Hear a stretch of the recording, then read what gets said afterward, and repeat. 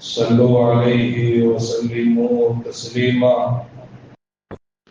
اللهم صل على سيدنا وشفيعنا وحبيبنا ومولانا محمد وعلى آل سيدنا محمد وبارك وسلم عليه. الله جل شانه وتعالى அவனுடைய மேலான கிருபையினால் நம் அனைவரையும் முஸ்லிமாக படைத்து நமது உயிரினும் மேலான கண்மணி நாயகம் முஹம்மது முஸ்தபா ஸல்லல்லாஹு அலைஹி வஸல்லம் அவர்களின் சிறந்த சமுதாய மக்களாக அல்லாஹ் நம் அனைவரையும் ஆக்கியதோடு ரப்புல் ஆலமீன் நமக்கு செய்த மகத்தான உன்னதமான கிருபை புனிதமிக்க ரமலான் மாதத்தை பெற்றுக்கொண்டு அந்த ரமலான் மாதத்தில் எல்லா நோன்புகள் வைப்பதற்கும் எல்லா தராவீஹ் தொழுகைகள் தொழுகுவதற்கும் ஜகாத் சதகாக்கள் போன்ற காரியங்களை செய்வதற்கும் நஃபிலான வணக்கங்கள் தொழுகுவதற்கும் ரப்புல் ஆலமீன் நமக்கு தௌஃபீக் செய்தான். அல்ஹம்துலில்லாஹ். வல்ல ரஹ்மான் இந்த ரமலான் மாதத்தில் நாம் செய்த எல்லா நல்ல அமல்களையும் அல்லாஹ் கபூல் செய்வானாக. இம்மைக்கும் மறுமைக்கும் பயனுள்ள அமல்களாக ஆக்கி அருள் புரிவானாக. அடுத்து வரக்கூடிய ரமலானையும் பெற்றுக்கொள்ளக்கூடிய நசீபையும் அல்லாஹ் நம் அனைவருக்கும் தந்தருள் புரிவானாக. ஆமீன். அன்பான பெருமக்களே, புனிதமிக்க ரமலான் மாதம் நம்மை விட்டும் அது கடந்து சென்றிருக்கிறது. இப்படி சொல்வதை விட நம்மீது கடமையாக்கப்பட்ட கடமைகளில் முக்கியமான கடமை நோன்பு வைப்பதை, அந்த கடமையை நாம் நிறைவேற்றி இருக்கிறோம். அன்பான பெருமக்களே, புனிதமிக்க ரமலான் மாதம் நம்மை விட்டும் அது சென்று விட்டது. இந்த சென்றதை குறித்து நம்முடைய உள்ளத்தில் என்னென்ன ஃபீலிங் ஏற்படுகிறது? எல்லோரையும் விட்டும் ரமலான் மாதம் போய்விட்டது. ஆனா யார் யாருடைய உள்ளத்துல அது என்ன ஃபீல் பண்றாங்க? போனது நல்லதுன்னு நினைக்கிறாங்களா, அல்லது ஏன் போச்சுன்னு நினைக்கிறாங்களா? அது அவங்களுடைய ஈமானுடைய தராதரத்தை பொறுத்தது. ரமலான் மாதத்தை அவங்க எப்படி வரவேற்றாங்க, ரமலான் மாதத்தை அவர்கள் எவ்வாறு கழித்தார்கள், அதை அனுசரித்து அவருடைய உள்ளங்கள் இந்த ரமலானுடைய வருகையை குறித்து அவர்கள் என்ன நினைத்தார்களோ, அதை நினைத்தவருடைய சென்றதை குறித்தும் அவருடைய உள்ளங்கள் அவர்களுடைய இஷ்டத்தை பொறுத்தது. இன்னும் இருந்திருக்கலாமே என்று நினைக்கக்கூடிய உள்ளங்களும் உண்டு. பெரிய கஷ்டம், ஒரு வழியா போயிடுச்சு நினைக்கக்கூடிய மக்களும் உண்டு. அது அவங்களுடைய ஈமானுடைய தராதரத்தை பொறுத்து இருக்கிறது. இருந்தாலும் பொதுவாக நமக்கு ரமலான் மாதத்தை குறித்து ரெண்டு விதமான ஃபீலிங் இருக்கும். போறது நல்லதுன்னு நினைக்கிறாங்களோ கெட்டதுன்னு நினைக்கிறாங்களோ, அது அவங்களுடைய ஈமானுடைய தராதரம். பொதுவாக ரமலானுடைய செல்லுதலை குறித்து ரெண்டு விதமான ஃபீலிங் நிலைகள் நமக்கு இருக்க வேண்டும். இன்ஷா அல்லாஹ் நம்ம அடுத்தடுத்து தொடர்ந்து பேசுவோம். ஏன்னா இந்த வாரம் கொஞ்சம் வக்ஃபு சம்பந்தமாகவும் சில விஷயங்கள் நம்ம பேசுவோம். அடுத்த வாரம் தொடர்ந்து பேசுவோம். அன்பான பெருமக்களே, ரமலான் மாதத்தை குறித்து நம்மிடம் இருந்தது விடை பெற்று சென்றதை குறித்து ரெண்டு விதமான ஃபீலிங் நம்மிடத்தில் வர வேண்டும். முதலாவது சந்தோஷமான ஒரு நிலை வர வேண்டும். ரமலான் மாதம் நம்மை குறித்து நம்மிடத்தில் இருந்து விட்டு சென்றிருக்கிறது. இந்த ரமலான் மாதத்தை குறித்து நாம் முதல்ல சந்தோஷப்படணும். ஒண்ணு அது அப்படியே ஆப்போசிட், ரெண்டாவது கவலையும் படணும். ரமலான் மாதத்தை குறித்து சந்தோஷமும் பட வேண்டும், கவலையும் பட வேண்டும். எதுக்கு சந்தோஷப்படணும்?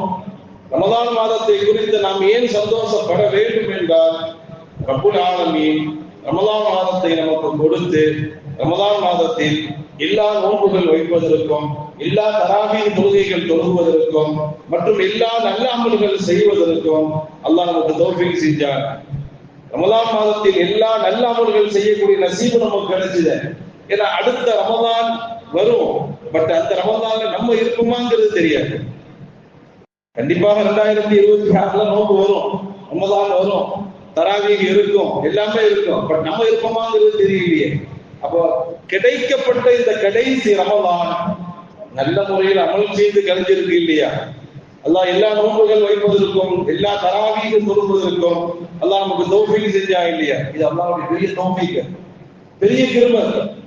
உடம்பு சரியில்லாம போனாலோ அல்லது வேற ஏதாவது சிரமங்கள் ஏற்பட்டாலோ நம்மளை ஒண்ணும் செய்ய முடியாது. அல்லாஹ் ஜல்லஷானஹு வ தஆலா ரொம்ப சலாமத்தோடு ரொம்ப நிம்மதியாக ரொம்ப நல்ல முறையில ரமலானுடைய எல்லா அமல்கள் செய்வதற்கும் அல்லாஹ் நமக்கு தௌஃபீக் செஞ்சார். அதை நினைத்து நம்ம சந்தோஷப்பட வேண்டும் என்பான பெருமக்கள். இதெல்லாம் அல்லாஹ் நமக்கு செய்யக்கூடிய பெரிய பாக்கியம். ரமலானுக்கு பிறகு இப்ப அந்த கண்ட்ரோல் நமக்கு கிடைக்குதா? கிட்டத்தட்ட 10 மணி நேரம் 12 மணி நேரம் சாப்பிடாம குடிக்காம இருக்கிறோமே, இப்ப முடியுதா நம்மால? தராவீஹ் 20 ரக்காத்துகள் இஷா தொழுகையோட வித்ர் தொழுகையோட கிட்டத்தட்ட நம்ம 8:30 மணிக்கு வரோம், 8:15 வரோம், 10:11 மணிக்கு போறோம். இப்ப முடியுமா?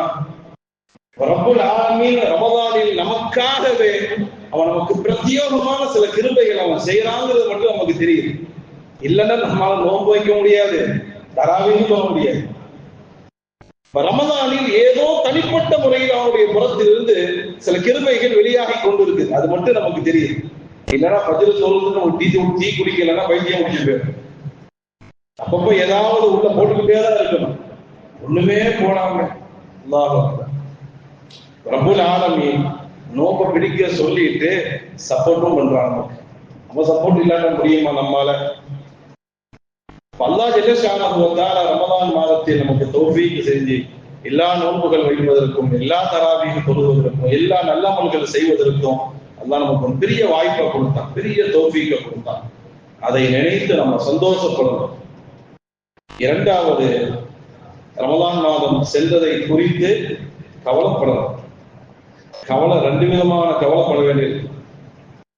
சந்தோஷம் எந்த விதத்திலங்கிறது சொல்லியாச்சு. நீ ரமலான் மாதம் நன்மை விட்டும் சென்றதை நினைத்து கவலைப்படணும். 2 விதமான கவலைப்படணும். ஒன்னு, ரமலானில் நாம் செய்த அமல்களை குறித்து கவலைப்பட வேண்டும். இரண்டாவது, ரமலானுக்கு பிறகு உள்ள வாழ்க்கையை நினைத்து கவலைப்படணும். 2 விதமான கவலை வேண்டும். ஒன்னு, ரமலான் மாதத்தில் நாம் செய்த அமல்கள், அதை குறித்த கவலை நமக்கு வர வேண்டும். இரண்டாவது, ரமலானுக்கு பிறகு இப்ப நம்ம வாழக்கூடிய வாழ்க்கை குறித்து உண்டான கவலைகள் வர வேண்டும். முதலாவது கவலை என்ன? ரமலானில் அல்லாஹ் நமக்கு அமல் செய்யக்கூடிய தௌஃபீக் கொடுத்தால் அல்ஹம்துலில்லாஹ். ஆனா அதுல இன்னொரு விஷயத்தை நம்ம சிந்திக்கணும். ஒரு பக்கம் ஹதீஸ பார்த்தா சந்தோஷமா இருக்கு, இன்னொரு பக்கம் ஹதீஸ பார்த்தா பயமா இருக்கு. ஒரு பக்கம் பார்த்தா ஸல்லல்லாஹு அலைஹி வஸல்லம் தூக்குன்னு தூக்குறாங்க. மன்சாம ரமலான், எவன் ரமலான் மாதத்தில் நோன்பு வைக்கிறாரோ அல்லாஹ்வுடைய பாவத்தை மன்னிச்சிடறான். மன் காம ரமலான், யார் ரமலான் மாதத்தில் தராவீஹ் தொழுகிறாரோ நின்று வணங்குகிறாரோ அல்லாஹ்வுடைய பாவத்தை மன்னிச்சிடறான். தஹஜ்ஜுடைய நேரத்துல பாவங்களை மன்னிக்கிறான். முதல் 10ல அல்லாஹ் ரஹ்மத்தை தாரான், 2வது 10ல பாவ மன்னிப்பு தாரான், கடைசி 10ல நரகத்திலிருந்து விடுதலை செய்கிறான். எத்தனை ஹதீசுகள் நோன்பாளிகளை குறித்து, ரமலானை குறித்து. ரமலான்ல அல்லாஹ் ரஹ்மத்துடைய வாசலை திறக்கிறான், சுவனத்தினுடைய வாசல்களை திறந்து வைக்கிறான், நரகத்தினுடைய வாசல்களை அல்லாஹ் மூடி வச்சிடுறான், ஷைத்தான்களை அல்லாஹ் கட்டி போட்டுறான். துஃப்தஹு அப்வாபுல் ஜினான் வ துக்லகு அப்வாபுன் நீரான் வ துகல்லகு முர்தத்து ஷயாத்தீன். இதெல்லாம் ஹதீஸ் வருது. அல்லாஹ் கணக்கற்ற நன்மைகளை அல்லாஹ் கொடுக்கிறான். ஒவ்வொரு நாளும் அல்லாஹ் பாவத்தை மன்னிக்கிறான். இஃப்தாருடைய நேரத்துல பாவத்தை மன்னிக்கிறான். லைலத்துல் கத்ர் அல்லாஹ் பாவத்தை மன்னிக்கிறான். லைலத்துல் கத்ருடைய இரவில் அமல் செய்தால் 83 வருடங்கள் தொழுத நன்மை அல்லாஹ் தரான். எவ்வளவு நன்மை! ரமலான் மாதத்தில் ஒரு நோன்பாளி தூங்கினால் கூட அல்லாஹ் ஒரு பாவத்தை மன்னிக்கிறான். ரமலான் மாதத்தில் ஒரு நோன்பாளி திக்ர் செஞ்சா அப்ப நன்மை அல்லாஹ் கொடுக்கிறான். சாதாரண ஒரு நஃபில் தொழுதா ஃபர்துடைய நன்மையை தாரான். சாதாரண ஒரு நஃபில் தொழுதா ஃபர்துடைய நன்மையை தாரான். ஒரு ஃபர்து தொழுதா 70 ஃபர்துடைய நன்மையை தாரான். இதாஃபுல் ஹஸனா. ரமலான் மாதத்தில் செய்யப்படக்கூடிய அமல்கள் எல்லாத்துக்குமே அல்லாஹ் நன்மைகளை டபுளா தாரான். இதெல்லாம் கேட்கும் பொழுது சந்தோஷமா இருக்குது. அல்ஹம்துலில்லாஹ். அல்லாஹ் ஜல்ல ஷானஹு வ தஆலா தன்னுடைய மொத்த கிருபைகளையும் தன்னுடைய மொத்த அருளையும் அல்லாஹ் ரமலான் மாதத்துல அள்ளி வீசுறான் கணக்கில்லாம. இந்த ஹதீஸ்கள் எல்லாம் பார்க்கும் பொழுது ஒரு விதமான சந்தோஷம் ஏற்படுது. அல்ஹம்துலில்லாஹ், நமக்கு ரமலான்ல கிடைக்கிறது பூரா கிடைச்சிரும். இப்படி சொன்ன நாயகம் இன்னொரு பக்கத்துல எப்படி பேசுறாங்க? ரொம்ப சாயினி லைஸ லஹு மின் சியாமிஹி இல்லா ஸமா, ரொம்ப காயினி லைஸ லஹு மின் கியாமிஹி இல்லா ஸஹர் அப்படிங்கிறான். ஒரு பக்கம் நோன்பாளிகளை பற்றியும் நோன்பை பற்றியும் தராவிய தொழுகைகளை பற்றியும் ரொம்ப புகழ்ந்து பேசிய நாயகம் இன்னொரு இடத்துல எப்படி சொல்றாங்க? எத்தனையோ நோன்பாளிகள் நோன்பு வச்சிருக்கிறானுங்க, அவன் நோன்பெல்லாம் யூஸே இல்லைன்றாங்க, சும்மா பட்னியா கிடக்குறான். எத்தனையோ நோன்பாளிகள் ரொம்ப சாயினி, எத்தனையோ நோன்பாளிகள் நோன்பு வச்சிருக்கிறாங்க, அதெல்லாம் நோன்பு லிஸ்ட்லயே வராதுங்கிறாங்க. சும்மா பசியும் பட்னியுமா கிடந்திருக்கான், அவ்வளவுதான். காலையில இருந்து நைட்டு வர சாப்பிடாம பசியும் பட்னியுமா கிடந்திருக்கான், அவ்வளவுதான் அவன் லிஸ்ட். அவன் பேர் நோன்பாளிகளுடைய லிஸ்ட்லயே வராதுங்கிறாங்க ஸல்லல்லாஹு அலைஹி வஸல்லம். அடுத்து சொல்றான் ரொம்ப காயினி, எத்தனையோ பேர் நைட்ல நின்று வணங்குறாங்க, தராவி தொழுகிறாங்க, அது இது. லைஸ லஹு மின் கியாமிஹி இல்லா ஸஹர், அவங்க நைட் நேரத்துல சும்மா தூங்காம முடிச்சுக்கிட்டு இருந்தாங்க அப்படின்னு வேணா சொல்லலாமே தவிர தராவீஹ் தொழுதாங்க, தஹஜ்ஜத் தொழுதாங்க, கியாமுல் லைல் தொழுதாங்க, நஃபில் தொழுதாங்க அப்படியெல்லாம் சொல்ல முடியாதுங்கிறாங்க. நீ சொல்லிக்கோ நான் நோன்பு வச்சேன்னு சொல்லிக்கோ, அல்லாஹ் சொல்ல மாட்டான். நீ சொல்லிக்கோ நான் தராவி 20 ரக்காத் தொழுதேன், கியாமுல் லைல் தொழுதேன், தஹஜ்ஜத் தொழுதேன், நீ சொல்லிக்கோ, அல்லாஹ் சொல்ல மாட்டான். இப்படியும் சில ஹதீஸ் வருது. இன்னொரு ஹதீஸ் இப்படி சொல்றாங்க, மன் அதரக்க ரமலான், ஒரு ரமலான் மாதத்தை பெற்றுக்கொண்டு பலம் யர்ஃபர், அந்த ரமலான் மாதத்தில் அவன் மன்னிக்கப்படவில்லை என்றால் அவன் நாசமா போகட்டுமா. அபஅதல்லாஹு, அல்லாஹ் அவனை சோனத்திலிருந்து தூரமாக ஆக்குவானாக. இப்படிப்பட்ட ஹதீஸ்கள் எல்லாம் வருது. ஒரு விஷயம் நம்ம புரியுது, இந்த ஹதீஸ்களின் மூலமாக நமக்கு ஒரு விஷயம் புரியுது, நோன்பு வச்சவருடைய எல்லா நோன்பும் ஏற்றுக்கொள்ளப்படுவதில்லை, நோன்பு வைத்தவர்களுடைய எல்லா நோன்புகளும் ஏற்றுக்கொள்ளப்படுவதில்லை, இரவு முழுவதும் நின்று வணங்கியவருடைய எல்லா அமல்களும் ஏற்றுக்கொள்ளப்படுவதில்லை, தன் அடியார்கள் அனைவரையும் ரமலான் மாதத்தில் மன்னிக்கக்கூடிய ரப்புல் ஆலமீன் சில பேரை மன்னிப்பதும் இல்லை. இப்ப நம்ம எந்த லிஸ்ட்ல இருக்கிறோம்? அதான் பிரச்சனை. ரெண்டுக்கும் ஹதீஸ் இருக்கு.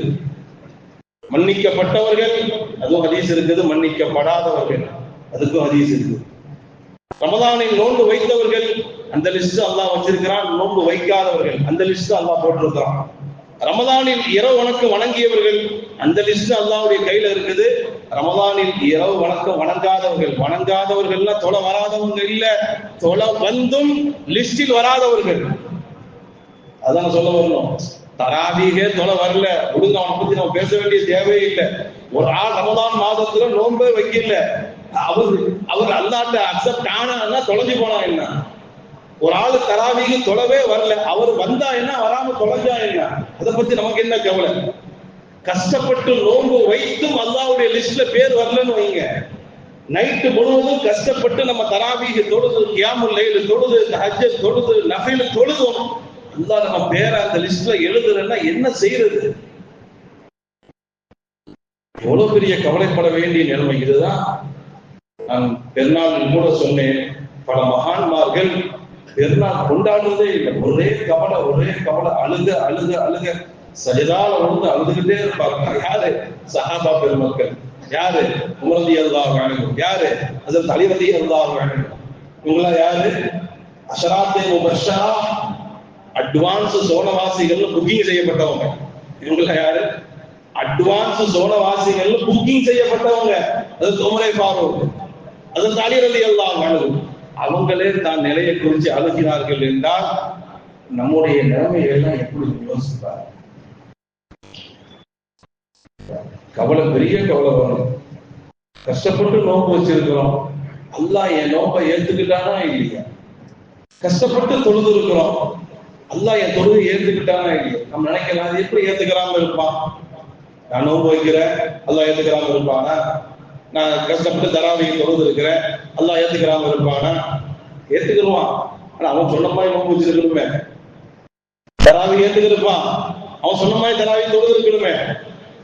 நோன்பு வச்சுட்டு எத்தனை பேரை பலா கழுவணும்னு தெரியலையே, எத்தனை பேரோட சண்டை போட்டோம்னு தெரியலையே, பொய் பேசணுமான்னு தெரியலையே, புறம் பேசணுமான்னு தெரியலையே. நோன்பு வச்சிருக்கிறோம், நோன்பு வச்சுட்டு பேணுதலா இருந்தோமா? அடுத்தவங்களை பத்தி பலா கழுவணுமா இல்லையா? புறம் பேசணுமா இல்லையா? சண்டை போட்டோமா இல்லையா? அல்லாஹ் சொன்ன மாதிரி நோன்பு வச்சிருக்கிறவன், நோன்பு வச்சிருக்கிறோம், ஓகே. அவன் சொன்ன மாதிரி நோன்பு வச்சிருக்கிறவா? தராவீஹ் தொழுதோம், அவன் சொன்ன மாதிரி தொழுது இருக்கிறோமா? அதெல்லாம் பிரச்சனை இருக்கும். அவன் சொன்ன மாதிரி நோன்பு வச்சிருந்தா, அவன் சொன்ன மாதிரி தொழுது இருந்தா ஏன் மன்னிக்காம ஏன் இருப்பான்? அல்லாஹ் அந்த அளவுக்கு மோசமானவன். அவனுக்கு அவனை விட மன்னிக்கக்கூடிய வேற யாரும் கிடையாது. துஹிப்புல் அஃவ, அல்லாஹ் மன்னிப்பவன் மட்டுமல்ல, மன்னிப்பது ரொம்ப ஆசைப்படக்கூடியவன். அதனாலதான் ஆயிஷா அம்மையார் ரசூலுல்லாஹ்ட்ட கேட்கிறாங்க, யா ரசூலல்லாஹ், லைலத்துல் கத்ருடைய இரவுல நான் என்ன துஆ கேட்கணும்னு கேட்கிறாங்க. அல்லாஹ் நல்லா புரியும், அல்லாஹ் கல்லெஞ்சக்காரன் அல்ல, அல்லாஹ் மோசமானவன் அல்ல, அல்லாஹ் யாருக்கும் எந்த கெடுதலும் செய்பவன் அல்ல. தப்பு நம்ம மேல வச்சுட்டு அல்லாஹ்வுக்கு சொல்லக்கூடாது. ஆயிஷா அம்மையார் கேட்கிறாங்க, யா ரசூலல்லாஹ், லைலத்துல் கத்ருடைய இரவுல நான் என்ன துஆ செய்யணும்? எத்தனையோ துஆ இருக்கு.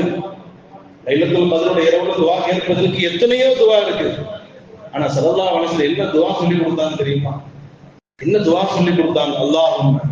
அல்லாஹும் இறைவா, இன்னக நீதான் அஃபூன் மன்னிக்க கூடியவனாக இருக்கிறார். லைலத்துல் கத்ர ஓத வேண்டிய விசேஷமான துஆ இதுதான். எத்தனையோ துஆ இருக்கு. ஒரு துஆவை சொந்த துஆ சொல்லி கொடுக்கிறாங்க. அல்லாஹும்ம இன்னக அஃபூன், ரப்பே நிச்சயமாக நீ மன்னிக்க கூடியவன். உலகத்துல படைப்பினங்கள் சில சமயங்கள்ல மன்னிக்கும், சில சமயம் மன்னிக்காது. நீ அப்படிப்பட்டவன் அல்ல, மன்னிக்க கூடியவன். உன்னை போன்று மன்னிக்க கூடியவன் இந்த உலகத்தில் வேற யாரும் கிடையாது. அவ்வளவு கிருபை உள்ளவன். நீ மன்னிப்பவன் மட்டுமல்ல, துஹிப்புல் அஃவ, மன்னிப்பதை நீ பிரியப்படக்கூடியவனாகவும் இருக்கிறார். உனக்கு அடியார்களை மன்னிக்கணும்னு அவ்வளவு பிரியம் உனக்கு. அடியார்களை மன்னிப்பது என்பது உனக்கு அவ்வளவு ஆசை உனக்கு. ஃபஅஃபு அன்னி, அல்லாஹ் என் பாவத்தை மன்னிச்சிருங்கிற துஆவை ஸல்லல்லாஹு அலைஹி வஸல்லம் அவர்கள் லைலத்துல் கத்ருடைய இரவுல துஆவாக சொல்லியிருக்கிறார்கள் என்றால், அல்லாஹ் மன்னிக்க கூடியவன். அன்பான பெருமக்களே, தப்ப நம்ம மேல வச்சுட்டு நம்ம அல்லாஹ்வை குறை சொல்லக்கூடாது. டாக்டர்கிட்ட போறோம், ட்ரீட்மெண்ட் பண்றாரு, எல்லாம் செக்அப் எல்லாம் பண்ணி முடிச்சுட்டு, காலையில அந்த மாத்திரை போட்டுருங்க, நைட்டு இந்த மாத்திரை போட்டுருங்க, அப்படி இருங்க இப்படி இருங்க ஒரு லிஸ்டே போட்டு கொடுக்குறாரு. அதை ஃபாலோ பண்ணாதானே அந்த மெடிசன் வேலை செய்யும். அவர் சொல்றது எதுவுமே கேட்கல, டாக்டர் என்ன சரியா பார்க்கல, சரியா ட்ரீட்மெண்ட் பண்ணலன்னா என்ன அர்த்தம்? அல்லாஹ் ஜல்லஷானஹு வ தஆலா மன்னிப்பான். நாம் பிடித்த நோன்புகளை ஏற்றுக்கொள்வான், நாம் தொழுத தராவீகளை எல்லாம் ஏற்றுக்கொள்வான். ஆனா அவன் சொன்ன மாதிரி நம்ம நோன்பு வச்சிருக்கணுமே, அவன் சொன்ன மாதிரி தொழுது இருக்கணுமே, ஐம்புலங்களை நம்ம பாதுகாத்து இருக்கணுமே. கண்ணா பின்னால வாயும் கண்ணையும் உடலையும் வச்சு சரட்டு வேலைக்கு புழங்கிட்டு அல்லாஹ் என்ன மன்னிப்பான், எப்படி மன்னிப்பான்? ஒவ்வொருவரும் தன்னை பரிசோதித்து பார்த்தால் தெரியும். நான் இந்த ரமலான் மாசம் முழுவதும் நான் போய் பேசுனதே இல்லை, நான் யாரை பத்தியும் புறம் பேசுனதே இல்லை, அடுத்தவங்களை பலா கழுவுனது இல்லை, என் கண்ணை கொண்டு ஹராமை பார்த்ததில்லை, என் காதை கொண்டு ஹராமை கேட்டதில்லை, என் வாயை கொண்டு நான் ஹராமை பேசியதில்லை, என் உறுப்புகள் மொத்தத்தையும் நான் பாதுகாத்தேன் அப்படின்னு ஒரு ஆளு தெளிவா கையை தூக்கி சொல்லிட்டா அவன் மக்பூல் அல்லாஹ். எத்தனை பேர் சொல்ல முடியும்? நோம்பு அவ்வளவு பேர் வச்சிருக்கிறாங்க அல்ஹம்துலில்லாஹ். ஆனா இந்த கண்டிஷன்ல எத்தனை பேர் நோம்பு வச்சிருக்கிறாங்க? என்னை உட்பட சொல்கிறேன். அன்பான பெருமக்கள், அல்லாஹ்ட்ட மன்றாடணும், அல்லாஹ்ட்ட மன்றாட வேண்டும், அல்லாஹ்ட்ட மன்றாடணும், மன்னிப்பு கேட்கணும். ரப்பே நான் குறை உள்ளவர்கள், நீ தான் பெருதன்மையா மன்னி ரப்பே, நீ ரிஜெக்டட் பண்ணிட்டா முடிஞ்சு போச்சு. அல்லாஹ் சொல்றான் இல்லையா, வஹதின்னா இலா மா அமிலு மின் அமலின், வஹதின்னா இலா மா அமிலு மின் அமலின் வஜஅல்னாஹு ஹபாஅம் மன்சூரா. சில பேருடைய அமல்களை எடுத்து நம்ம செக் பண்ணுவோம், சிலருடைய அமல்களை நாம எடுத்து அதை ஸ்கேன் பண்ணுவோம். கடைசி என்ன செய்வோம் தெரியுமா? பரத்தப்பட்ட புழுதிகளா மூங்கிலத்துக்கு வீசிடுவாங்க. அல்லாஹ் ஜல்லஷானஹு வ தஆலா ஃபஜஅல்னாஹு ஹபாஅம் மன்சூரா. கரெக்டா நோன்பு வச்சிருக்க மாட்டான், நோன்பு வச்சுட்டு பலா கழுவி இருப்பான், பொய் பேசியிருப்பான், புறம் பேசியிருப்பான், அத்தனை வேலையும் பண்ணிருப்பான், நோன்பு வச்சிருப்பான், தூக்கி மூஞ்சில வீசிடுவாங்க. ஃபஜஅல்னாஹு ஹபாஅம் மன்சூரா. பரத்தப்பட்ட புழுதிகளாக ஆக்கிடும். அப்ப என்ன, சட்டுனா பறந்துடும், அவ்வளவு புழுதி ஒண்ணுமே இருக்காது. சொல்லுது நம்ம அமல் எந்த லிஸ்ட்ல இருக்குதுன்னு தெரியல. நான் சொல்ல வருவது அல்லாஹ்வுடைய தர்பார்ல மன்றாடணுங்கிற. அல்லாஹ் ரமலான் முடிஞ்சிருச்சு, அல்ஹம்துலில்லாஹ், போனோம் வச்சாச்சு, தராவி தொழுதாச்சு, அங்க எந்த லிஸ்ட்ல இருக்குதுன்னு தெரியலையே. அவன் ஸ்கேன் பண்றான், அவன் ஸ்கேன் பண்ணுவான், அதை அவன் செய்த அமல்களை, அது எந்த லிஸ்ட்ல போய் சேருதுன்னு தெரியல. நல்லதா இருந்தா கூட வருவான், கழிவா இருந்தா தள்ளிடுவான். அல்லாஹ்ட்ட மன்னிப்பு கேட்கணும், அல்லாஹ்ட்ட மன்னிப்பு கேட்க வேண்டும். அல்லாஹ் எங்களுடைய அமலுடைய குறைகளை வச்சு அல்லாஹ் திரும்பிறார், ரிஜெக்டட் பண்ணிறார். சரி, அன்பான பெருமக்களை, இன்ஷா அல்லாஹ் இதனுடைய தொடரை வரக்கூடிய வாரத்தில் நாம் பேசுவோம். மனதில் பதிய வைத்துக் கொள்ள வேண்டும். ரமலான் முடிச்சிருச்சு, நோன்பு வச்சாச்சு, தராவி தொழுதாச்சு, அல்ஹம்துலில்லாஹ், அல்ஹம்துலில்லாஹ் தான், அல்ஹம்துலில்லாஹ், அல்ஹம்துலில்லாஹ்.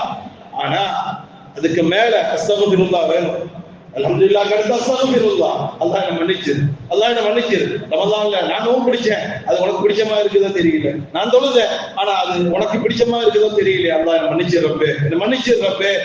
என்னுடைய நோன்புலையோ, என் தராவி தொழுகையிலையோ, நான் செய்த சதக்கா ஜகாத்திலையோ ஏதாவது குறைகள் இருந்தா அல்லாஹ் திருப்பி அனுப்பிடாத ரப்பே. எந்த அவனும் இல்லை, அல்லாஹ் மன்னிச்சிரு. ரசூலுல்லாஹ்வுடைய பொருட்னால மன்னிச்சிரு, ரசூலுல்லாஹ்வுடைய பொருட்னால மன்னிச்சிரு, உன்னுடைய கிருபையினால மன்னிச்சிரு, அஸ்மால் ஹுஸ்னாவுடைய பரக்கத்தால மன்னிச்சிரு, ஒரு ரஹ்மத்தினால மன்னிச்சிரு. அல்லாஹ்ட்ட எந்த அளவுக்கு மன்றாடி அவன் ஐசு வச்சு அதை அக்செப்டாக ஆக்கணுமோ அல்லாஹ்ட்ட கேட்கணும். ஏற்கனவே சொல்லியிருக்கிறேன், ரமலான் மாதம் வர்றதுக்கு 6 மாசத்துக்கு முன்னாடியே சாலிஹீன்கள் எல்லாம் துஆ செய்வாங்க, அல்லாஹ் ரமலான் மாதத்தை கொடு, ரமலான் மாசத்தை கொடு. எப்போ ரமலான் மாதம் வர்றதுக்கு 6 மாசத்துக்கு முன்னாடியே ரமலான் மாசம் தங்களுக்கு கிடைப்பதற்கு துஆ செய்வார்களாம். ரமலான் முடிஞ்சதற்கு பிறகு 6 மாசம், ரமலான் முடிஞ்சிருச்சா, ஷவ்வால், துல்காதா, துல்ஹஜ்ஜா, முஹர்ரம், சஃபர், ரபியுல் அவ்வல் வரை துஆ கேட்பாங்களா? எப்போ ஷவ்வால்ல ஆரம்பிச்சு ரபியுல் அவ்வல் வரை துஆ கேட்பாங்களா? அல்லாஹ் ரமலான செஞ்ச அமலை கபூல் செய். 6 மாசம் துஆ கேட்பாங்க. ஒரு நாளா துஆ கேட்கிறோமா?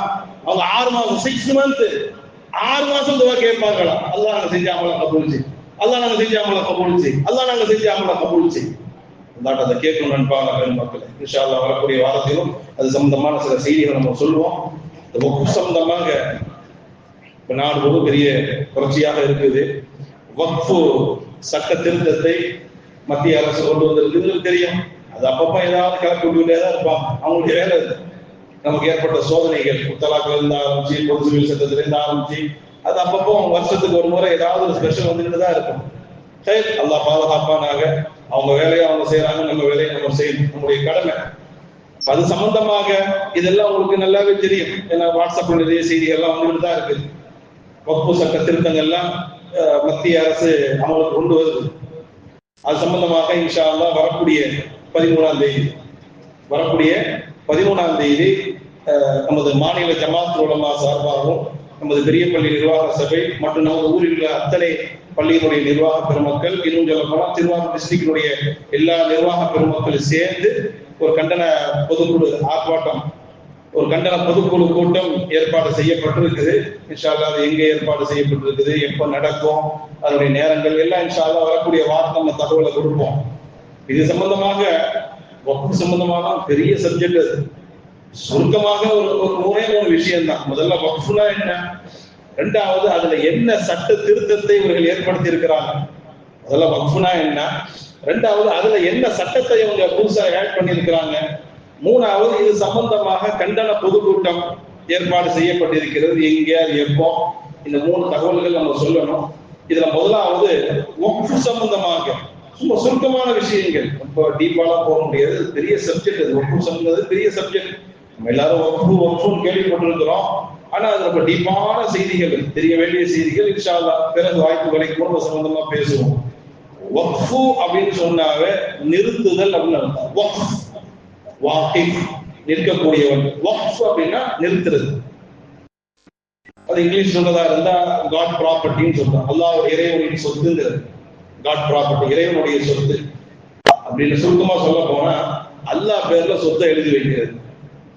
எப்படி நம்ம மனைவி மக்கள் வேற எப்படி சொத்தை எழுதி வச்சிருக்கிறோமோ, நம்முடைய மனைவி பேர்ல நம்ம சம்பாதிச்ச சொத்தை நம்முடைய மனைவி பேர்ல, நம்முடைய மக்கள் பேர்ல நம்ம சொத்தை எழுதி வைக்கிறோம் இல்ல, அது மாதிரி யார் பேர்ல எழுதி வைக்கிறது? அல்லாஹ் பேர்ல சொத்தை எழுதி வைக்கிறது. இதுக்கு பேர் தான் வக்ஃப். சரி, அல்லாஹ் பேர்ல எழுதி வச்சு என்ன பிரயோஜனம்? மனைவி பேர்ல எழுதி வச்சா அவங்க அனுபவிக்க போறாங்க, மக்கள் பேர்ல எழுதி வச்சா அவங்க அனுபவிக்க போறாங்க. அல்லாஹ் பேர்ல சொத்தை எழுதி வச்சு அவன் என்ன மொத்தமே அவனுடைய சொத்து தான் இருக்கு. டோட்டல் துனியாவே அவனுடைய சொத்து. அத்தா சம்பாதித்த சொத்து அவர் பேர்ல எழுதி வைக்கிற மாதிரி இருக்கு. எப்படி அது மாதிரி துனியால இருக்கக்கூடிய மொத்த சொத்து யாருடைய சொத்து தான், மொத்தமும் அவனுடைய.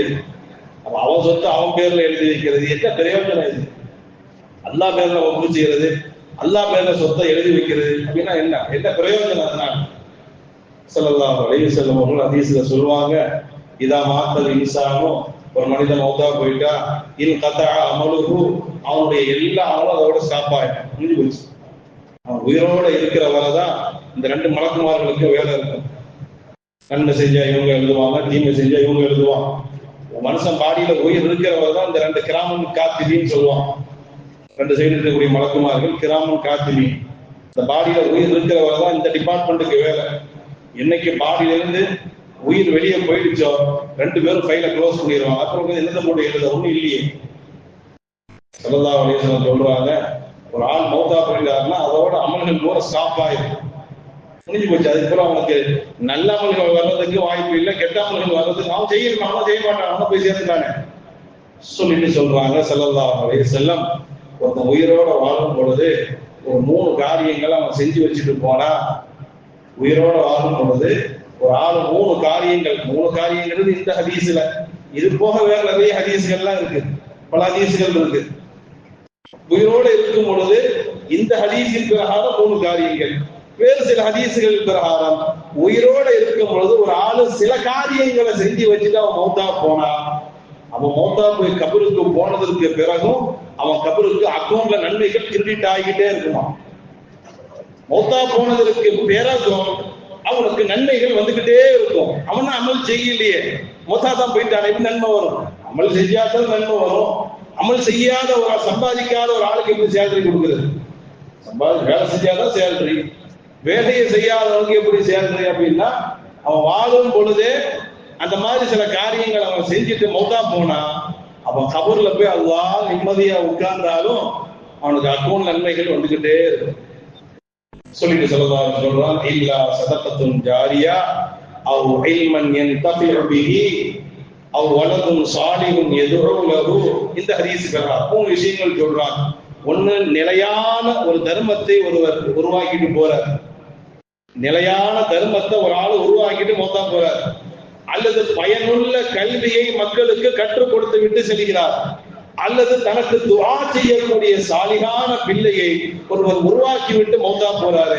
அவர் மௌத்தா போனதற்கு பிறகும் அவருக்கு நன்மை வந்துகிட்டே இருக்கு. வேற சில ஹதீஸ்கள்ல முஸ்ஹப் அவரால் பள்ளிவாசலுக்கு ஒப்பு செஞ்சாரு, அல்லது மக்களுக்கு பயன் தரக்கூடிய மரங்கள் நட்டிட்டு போனாரு, அல்லது மக்களுக்கு பயனளிக்கக்கூடிய தண்ணி ஏதாவது பைப்பை உருவாக்கிட்டு போனாரு, நிழல் குடங்களை உருவாக்கிட்டு போனார். நிறைய ஹதீஸ்கள் பலவிதமா வருது. உயிரோடு இருக்கும் பொழுது மக்களுக்கு பயனுள்ள சில காரியங்களை செஞ்சுட்டு அவர் மௌத்தா போயிட்டா, அவர் மௌத்துக்கு பிறகு மக்கள் அந்த காரியத்தை அமல் செய்யும் காலம் எல்லாம் இவருக்கு நன்மை வந்துகிட்டே இருக்கு, ஒரு பெர்சன்டேஜ் வந்துகிட்டே இருக்கு. அதுல ஒண்ணுதான் இந்த சதக்கத்தும் ஜாரியா, நிரந்தரமான நிலையான. ஜாரியான்னு சொன்னாவே ப்ராசஸ்லயே இருக்கக்கூடிய சதக்கான்னு அர்த்தம். ஜாரியானா இப்ப சாதாரணமா நம்ம சதக்கா செய்யறோம், சதக்கா பலவிதமா இருக்கு. சாதாரண ஒரு ஆளுக்கு 10 ரூபா கொடுக்குறோம், 50 ரூபா கொடுக்குறோம், அதெல்லாம் கொடுத்ததோடு ஸ்டாப் ஆயிடும். அது ஜாரியா இல்ல. ஜாரியான்னு சொன்னா அது ஒர்க்கிங்லயே இருக்கும், ப்ராசஸ்லயே இருக்கும். நம்ம கொடுக்கக்கூடிய சில சதக்கா சாதாரண கொடுக்குறோம் இல்ல, யாராவது வசூலுக்கு வருவாங்க கொடுப்போம், அல்லது யாராவது கஷ்டப்பட்டவங்களுக்கு உதவி செய்வோம், சதக்கா செய்வோம், அதெல்லாம் கொடுத்ததோட நன்மை கிடைக்கும், முடிஞ்சு போயிடுச்சு. இன்னொரு சதக்கா அது ஜாரியான்னு சொன்னா அது ப்ராசஸ்ல இருந்துகிட்டே இருக்கும், அது முடியாது. அந்த மாதிரி சதக்கால கட்டுப்பட்டதுதான் இந்த வக்ஃப்ங்கிறது. இந்த சதக்கத்தும் ஜாரியால கட்டுப்பட்டதுதான் வக்ஃப். ஒரு ஆளு ஹயாத்தோடு இருக்கும் பொழுது ஒரு பள்ளிவாசலை கட்டி கொடுத்துட்டு போனாங்க, அல்லது மதரசாவை கட்டி கொடுத்துட்டு போனாங்க, அல்லது பள்ளிவாசல் கட்டுவதற்கு நிலம் கொடுத்தாங்க, அல்லது மதரசா கட்டுவதற்கு நிலம் கொடுத்தாங்க. அந்த மாதிரி நிறைய அனாதைகள் மதரசா கட்டினாங்க, அல்லது வேற என்னென்ன நல்ல காரியங்கள் அல்லாஹ்வுக்காக வேண்டி ஒருவர் வக்ஃப் செஞ்சுட்டு அவர் மௌத்தா போயிட்டாரு, அந்த நன்மை அவருக்கு போய்கிட்டே இருக்கு. இன்னைக்கு இந்த பெரிய பள்ளிவாசல் நம்ம தொழுதுட்டு இருக்கிறோம், இதுக்கு நிலம் கொடுத்தவங்க கபூர்ல இருக்கிறாங்க, பள்ளிவாசல கட்டினவங்க கபூர்ல இருக்கிறாங்க, இந்த நிர்வாகம் செஞ்சவங்க கபூர்ல இருக்கிறாங்க. இன்னைக்கு வரை அவங்களுக்கு டெபாசிட் ஆகிக்கிட்டே இருக்கு நன்மை. இதுதான் அல்லாஹ் அழகான ஒரு வழிமுறையை உருவாக்கி தந்திருக்கிறார். முதலில் வக்ஃப் செய்தவர்கள் ஹஜ்ரத் உமர் ரலியல்லாஹு அன்ஹு. வக்ஃப் ஸ்டார்ட் பண்ணதே உமர் ரலியல்லாஹு அன்ஹு. உமர் ரலியல்லாஹு அன்ஹு அவர்கள் தான் முதல்ல வக்ஃப் ஸ்டார்ட் பண்ணாங்க. கைபர் போர்ல அவங்களுக்கு ஒரு இடம் கிடைக்குது. கைபர் போர்ல அவங்களுக்கு ஒரு இடம் கிடைக்குது. அந்த இடம் கிடைச்ச உடனே ஸல்லல்லாஹு அலைஹி வஸல்லம் அவங்கள்ட்ட வந்து, யா ரசூலல்லாஹ், எனக்கு கைபர் போர்ல ஒரு இடம் கிடைச்சிருக்குது, இதை நான் அல்லாஹ்வுக்காக வேண்டி வக்ஃப் செய்யறேன், இதை நான் அல்லாஹ்வுக்காக வேண்டி நான் வக்ஃப் செய்யறேன் அப்படின்னு சொல்லி முதல் இஸ்லாத்திற்காக வேண்டி வக்ஃப் செய்த அந்த பெருமை ஹஜ்ரத் உமர் ஃபாரூக் ரலியல்லாஹு அன்ஹு அவங்களுக்கு தான் போய் சேரும். அதுக்கு பிறகு ஆரம்பித்தவர்கள் ஹஜ்ரத் உஸ்மான் ரலியல்லாஹு அன்ஹு ஒரு பெரிய கிணறு வக்ஃப் செஞ்சாங்க. மக்களுக்கு பெருங்கொண்ட காசு கொடுத்து, மக்கள் தண்ணி பஞ்சத்துல இருக்கும் பொழுது தண்ணிக்கே வசதி இல்லை, பேரும் மகனாவா பேர் அரிசான ஒரு பேர், பெருங்கொண்ட காசை கொடுத்து வாங்கி மக்களுக்காக அந்த கிணத்தை வக்ஃப் செஞ்சாங்க. இன்னைக்கு வர அந்த கிணத்துல தண்ணி இருக்கு. மதீனாவுக்கு போனவங்களுக்கு தெரியும், மக்கால உள்ளவங்களுக்கு தெரியும். நிறைய இடம் நீங்க பார்த்தா தெரியும். மக்கா மதீனாக்கள்ல சஹாபா பெருமக்கள் நிறைய வக்ஃப் செஞ்சிருக்கிறாங்க அல்லாஹ்வுக்கு. ஏன்னா மௌத்துக்கு பிறகு நமக்கு நன்மைதான் செய்ய முடியாது, சரி வர்ற மாதிரி ஏதாவது உருவாக்கி விட்டு போயிருமோங்கிற அடிப்படையில தான் அன்னைக்கு உமர் ரலியல்லாஹு அன்ஹு அவங்க காலத்துல, அவங்க காலகட்டத்தில் தொடங்கிய அந்த வக்ஃப் இன்னைக்கு வர இன்ஷா அல்லாஹ் மறுமை நாள் வரையிலும் அது தொடர்ந்து நீடித்துக் கொண்டே இருக்கும். நமது பள்ளியை பாருங்க, ரொம்ப தூரம் பாருங்க, முன்னோர்கள் எப்படிப்பட்ட மக்கள் நல்லா வாழ்ந்திருக்கிறாங்க. ஆனா எங்கெங்கெல்லாம் பள்ளிவாசல்களுக்கு வக்ஃப் போட்டிருக்கிறாங்க. இல்ல இப்ப யாராவது புதுசா பள்ளிவாசலுக்கு வக்ஃப் செய்யறாங்களா? அன்னைக்கு செஞ்ச சொத்து தான். சிங்கப்பூர்ல எல்லாம் இடத்த வாங்கி போட்டிருக்கிறாங்க. இன்னைக்கு அந்த இடம்லாம் பல கோடிகளுக்கு இருக்கும், பல கோடிகளுக்கு அது போகும். அந்த முன்னோர்களுடைய நீளமான ஆழமான சிந்தனையை பாருங்க. கணக்காக வேண்டி பள்ளிவாசல்களுக்கு இடத்தையெல்லாம் ஒப்பு செஞ்சுட்டு இன்னைக்கு கபூர்ல இருக்கிறாங்க. அவங்கதான் கோடீஸ்வரர்கள், கோடிக்கணக்கான நன்மைகளுக்கு வாரிசுகளா இருக்கிறாங்க. அன்பான பெருமக்களே, அவ்வளவு உன்னதமான ஒரு அமல் தான் வக்ஃப். வக்ஃபுக்கு பயங்கரமான சட்டங்கள்லாம் இருக்கு. வக்ஃபுக்கு சரியான சட்டங்கள் இருக்குது, சாதாரண ஒண்ணு அல்ல. உமர் ரலியல்லாஹு அன்ஹு அவர்கள் அந்த கைபருடைய இடத்தை வக்ஃப் செஞ்சு சொல்லுவார்கள், லா யூரசு வலா யுபாஉ, அந்த சொத்தை என் பிள்ளைங்க யாருக்குமே வாரிசாக்கப்படக்கூடாது, வக்ஃப் வாரிசாக்கப்படாது, விற்கப்படாது. அது நிறைய சட்டங்கள் இருக்குது. வக்ஃபுக்கு தனி சட்டங்கள் இருக்கு. வக்ஃபுக்கு எப்படி நிறைய நன்மைகள் இருக்குதோ கடுமையான சட்டங்களும் இருக்குது. பராமரிக்கிறது பெரிய விஷயம். எல்லாம் பாதுகாப்பானாக. அது சொத்தை ஆட்டையை போட்டா அதை விட அநியாயம் வேறு எதுவுமே இல்லை. வக்ஃபுடைய சொத்துல கை வச்சா சாதாரண ஒரு பழமொழி கூட சொல்லுவாங்க, ஒருத்தனை நாசமாக்கணும்னு சொன்னா நீங்க செய்வனெல்லாம் சொல்றத செஞ்சிடாதீங்க, சும்மா ஒரு பேருக்கு சொல்றாரு. ஒரு ஆளை நாசமாக்கணும்னு சொன்னா பெருசா ஒண்ணும் செய்ய வேண்டாம். பள்ளிவாசல்ல உள்ள ஒரு வக்ஃப் ஒரு பொருளை எடுத்து அவன் வீட்டுல தூக்கி போட்டா முடிஞ்சு வச்சு உடனே அசல்லே அமல் செஞ்சிடாதீங்க, ஒரு பேருக்கு சொல்றேன். ஏன்னா இன்னைக்கு அடுத்தவங்க கவுத்துறது நம்ம டீப்பா இருக்கிறான். பள்ளிவாசல் ஏதாவது பொருள் வந்தீங்க அவன் வீட்டுல தூக்கி போட்டீங்கன்னா போடுறதுக்கு முன்னாடி நீ காணா போயிடுவதில்லை, நீ தான் எடுத்துட்டு போயிருக்க. பொதுவாக சொல்லுவார்கள், அடுத்தவனை காலி பண்ணணும்னா உங்களை வக்ஃப்ல கை வச்சா முடிஞ்சு போச்சு. ஒண்ணு அவன் காலியாவும், அதுக்கு அவன் பின்னாடி தலைமுறை காலியா போயிடும். தலைமுறையாக நாசம் செய்யக்கூடிய ஒண்ணுதான் வக்ஃப். வக்ஃப்ல கை வைக்க முடியாது. வக்ஃப் அவனுடைய சொத்து. அவன் நம்ம சொத்துல கை வச்சா விட மாட்டான், அவன் சொத்துல கை வச்சா விடுவானா? நினைக்கலாம் நல்லா இருக்கிறாங்களே நினைக்கலாமே தவிர நல்லா இருக்க மாட்டான். நல்லா பாதுகாப்பானார். இந்த மாதிரி உன்னதமான அமல்கள் நிறைந்த இந்த வக்ஃப் நாசமாக்குறதுக்கு, இந்த வக்ஃபை பள்ளிவாசலுக்காக வேண்டி, மதரசாக்களுக்காக வேண்டி, நல்ல காரியங்களுக்காக வேண்டி வக்ஃப் எந்த நிய்யத்துல செஞ்சாங்களோ அந்த மர்ஹூமீன்களுக்கு நன்மைகளை சேர விடாம சீரழிப்பதற்காக வேண்டி, வக்ஃபுடைய சொத்துக்களை நாசம் செய்வதற்காக வேண்டி பலவிதமான முயற்சிகள் நடைபெற்று வருகிறது. இன்ஷா அல்லாஹ் சம்பந்தமான தகவல்கள் இன்ஷா அல்லாஹ் வாரத்தில் நம்ம சொல்லுவோம். அந்த அடிப்படையில 13ஆம் தேதி வரக்கூடிய அந்த கண்டன பொதுக்கூட்டத்திற்கு நாம் அனைவரும் கலந்து கொள்ள வேண்டும். இன்ஷா அல்லாஹ் அதுக்கான முயற்சிகள் நம்ம எடுப்போம். சமீபத்தில் கூட நம்ம முத்தலாக்குடைய நிகழ்ச்சி அது இது பல கூட்டங்கள்ல நல்ல முயற்சிகள் நம்ம செய்யணும். அல்லாஹ்வுடைய கிருபையினால அல்லாஹ் வெற்றியை கொடுத்தான். அது மாதிரி நம்முடைய முயற்சிகள் போராடிக்கிட்டே இருக்க வேண்டியதுதான். இந்த கடைசி காலம் அப்படிதான் இருக்கும். வறுமையோட அடையாளம் இன்னும் சில சட்டங்கள் வந்துகிட்டே தான் இருக்கும். எத்தனையோ ஷரியத்துடைய சட்டங்களை கை வைப்பாங்க. போராடிக்கிட்டே இருக்க வேண்டியதுதான். அன்பான பெருமக்களே, சொல்றாங்களே, நம்ம சொத்து அது. ஒப்புங்கிறது நம்முடைய சொத்து. நமது முன்னோர்கள் நம்ம ஊருக்காக எழுதி வச்சது எவனாவது தாண்டி விடுவோமா? நம்ம அன்பான பெருமக்கள், இது சம்பந்தமான விழிப்புணர்வுகள் நமக்கு வர வேண்டும். இன்ஷா அல்லாஹ் வரக்கூடிய 13ஆம் தேதி அதற்குண்டான கண்டன பொதுக்கூட்டம் நடைபெற இருக்கிறது. அத்துணை மக்களும் அதில் கலந்து கொள்ள வேண்டும். அல்லாஹ் ஜல்ல ஷானஹு வ தஆலா நாம் எடுக்கக்கூடிய இந்த முயற்சிகளை அல்லாஹ் கபூல் செய்வானாக. இன்னும் என்னென்ன சோதனைகள் அல்லாஹ் எழுதி வைத்திருக்கிறானோ தெரியவில்லை. அவைகளை ஃபேஸ் செய்வதற்கும் அந்த இஸ்லாத்திற்கு எதிரான சட்டங்களை முறியடிப்பதற்கும் அல்லாஹ் ஜல்ல ஷானஹு வ தஆலா நமக்கு ஆர்வத்தையும் வேகத்தையும் நமக்கு உணர்ச்சியையும் அல்லாஹ் நம் அனைவருக்கும் தந்தருள் புரிவானாக. வாஹிரு தஅவானா அல்ஹம்துலில்லாஹி ரப்பில் ஆலமீன். அஸ்ஸலாமு அலைக்கும் வ ரஹ்மத்துல்லாஹி